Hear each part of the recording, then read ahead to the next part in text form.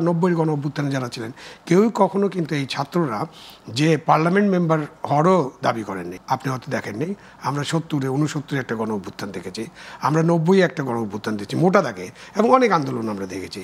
But সফল গণ অভ্যুত্থান, যে গণ অভ্যুত্থানের মধ্যে দিয়ে সরকারের পতন হয় এবং নতুন সরকার আসে, সেই গণ অভ্যুত্থানের সরকারে কিন্তু আমরা ছাত্রদেরকে, মানে যারা গণ অভ্যুত্থানের নেতৃত্ব দিয়েছেন তখনকার কথা চিন্তা করেন, রাজ্জাক, তোফায়েল, আসমরব, শাহজাহান সিরাজ, নূরে আলম সিদ্দিকী, নামগুলো শুনলেই তো গা শিউরে ওঠে। তখন হতো। তারপরে তাদের হয়তো বিভিন্ন কর্মকাণ্ডের কারণে তাদের কিছু সীমাবদ্ধতা আমাদের সামনে আসছে, বিতর্ক আসছে। বা 90 গণ অভ্যুত্থানে যারা ছিলেন কেউই কখনো কিন্তু এই ছাত্ররা যে পার্লামেন্ট মেম্বার হওয়ারও দাবি করেননি। তারা আবার ফিরে গেছেন শিক্ষাঙ্গনে, আবার ছাত্র রাজনীতি করেছেন অথবা রাজনীতিতে যোগ দিয়েছেন। তো এই যে এইবারই একটা ব্যত্যয় বলতে পারেন, বা এটাই হয়তো স্বাভাবিক ছিল, এটাই এরকমই হওয়ার কথা ছিল, এরকমও ধরে নিতে পারেন। এটা ডিজাইনের অংশ কিনা সেটাও আপনি জিজ্ঞাসা করতে পারেন, বা আমরা ভাবতে পারি যে এইবারই প্রথম ছাত্ররা, এই তরুণরা দায়িত্বে গিয়েছেন, এবং এমন এমন দায়িত্বে গিয়েছেন যে দায়িত্ব পালন করার জন্য তারা কতটা তাদের উপযুক্ততা আছে এই ব্যাপারে তো প্রশ্ন থেকেই যায়। কারণ আপনি যদি সরাসরি ইউনিভার্সিটি গ্র্যাজুয়েট অথবা গ্র্যাজুয়েশন কমপ্লিট করেন নেই, উইদাউট এনি ট্রেনিং, হ্যাঁ, তো উনি তো আর সরকারি কাজ করছেন না, উনি গণকর্মচারী না। গণকর্মচারী হলে তো অ্যাসিস্ট্যান্ট সেক্রেটারি থেকে শুরু করতে হতো। তো উনি তো রাজনীতিবিদ, সুতরাং রাজনীতিবিদরা তো মন্ত্রী হয়ে যাবে, উপদেষ্টা হবে, এটাই স্বাভাবিক। বাট তারপরে তো রাজনীতি স্কুলের অনেক ব্যাপার আছে, যে রাজনীতিতে আপনি কতদিন ধরে আছেন, কতটা কাজ করেছেন।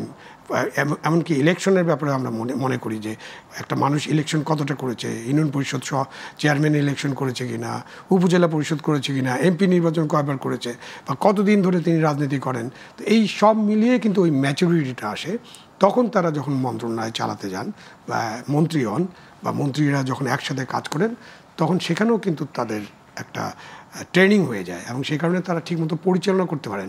তারপরে আপনি প্রশ্ন করতে পারেন, তাহলে কি আগে দেশ ঠিকমতো পরিচালনা হয়েছে? হয় নাই, করা সম্ভব। বাট আমি যদি দুর্নীতি করতে চাই, আমি যদি লুটপাট করতে চাই, আমি যদি আইন ভঙ্গ করতে চাই ওই পজিশনে যেয়ে, তাহলে তো আমি এটা করতেই পারি। সেটা তো ব্যক্তির ব্যাপার, কিন্তু একজন ব্যক্তিকে আপনার উপযোগী হতে হবে। এই ক্ষেত্রে আমাদের তরুণ যারা আছেন তারা এই বিদ্রোহের জন্য, দ্রোহের জন্য বা ছাত্র গণ অভ্যুত্থানের নেতৃত্ব দেওয়ার জন্য খুবই উপযুক্ত ছিলেন। বাট সরকার পরিচালনার ক্ষেত্রে তাদের উপযুক্ততা নিয়ে এখন প্রশ্ন আসছে, এবং এই সরকারের তো পুরা আপনার উপদেষ্টা পরিষদ নিয়ে অনেক প্রশ্ন। এই আপনি একটু আগে বলছিলেন যে 8 জনের বিরুদ্ধে একজন বেশ গুরুত্বপূর্ণ ব্যক্তি, উনি প্রাক্তন সচিব এবং বেগম খালেদা জিয়ার একান্ত সচিবের দায়িত্ব পালন করছেন, এবং বৈষম্য বিরোধী কি একটা বৈষম্য বিরোধী কর্মচারীদেরও নেতা উনি, মানে তার অনেকগুলো ফেদার আছে।